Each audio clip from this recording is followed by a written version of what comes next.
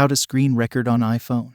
You can use the built-in screen recording feature if your iPhone is running iOS 11 or higher. You can use your Apple smartphone to record your screen and audio utilizing this feature. Check to see that the screen record button is present in your control center before you begin. Swipe up for an iPhone 8 or before, or down for an iPhone X or after, from the top right corner to access your control center.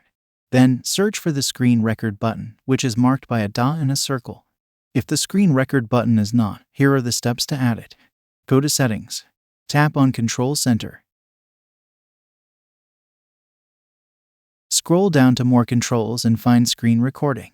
Tap the green plus symbol to add it to your included controls menu.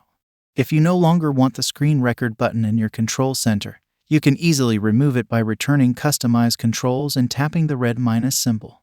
Once you've located or added the screen record button in your control center, you're ready to start recording. To start screen recording, do this.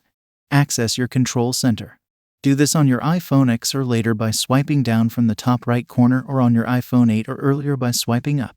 Tap the record button. A 3-second countdown will begin to allow you time to navigate to the screen you would like to record. Once recording, the clock in your upper left corner will turn red.